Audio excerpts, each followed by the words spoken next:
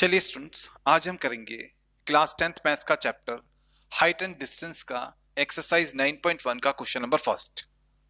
Question में हमसे कहा गया है एक सर्कस आर्टिस्ट है जो कि इस रोप पर, ठीक है, इस रोप पर क्लाइंब कर रहा है, ऊपर चलता हुआ जा रहा है। ठीक है, तो सर्कस आर्टिस्ट जो है इस रोप के ऊपर ऊपर चलता हुआ जा रहा है और जो ये रोप है ना, ये ग्राउंड के साथ में 30 डिग्री का एंगल बनाता है। इस रोप को हमने इस पोल के ऊपर यहां पर बांधा हुआ है एंड इस रोप को हमने ग्राउंड में यहां पर बांधा हुआ है। ठीक है, तो हमने बताना है कि जो ये पोल है इसका हाइट कितना होगा। ठीक है, अब देखिए स्टूडेंट्स, क्योंकि एंगल यहां पर है, एंगल के अपोजिट जो ये साइड होगा ये परपेंडिकुलर होगा। 90 डिग्री के अपोजिट जो ये साइड होता है ये हाइपोटेन्यूज होता है एंड जो ये थर्ड साइड होता है ये बेस होता है ना, ये बेस है, ये बेस साइड है। ठीक है, अब देखिए ये परपेंडिकुलर है, ये हाइपोटेन्यूज है, ये बेस है।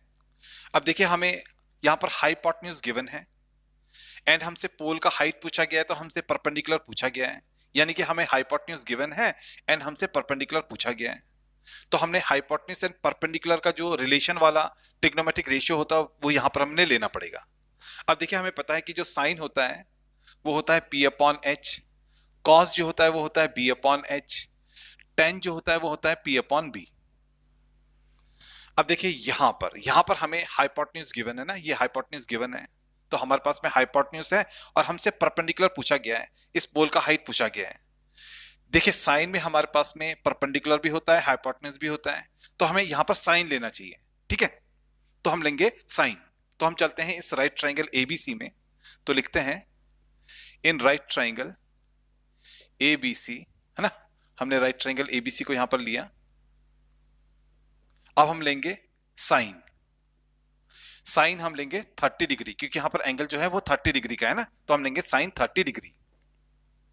अब देखिए हमें पता है कि जो साइन होता है वो होता है P अपॉन एच।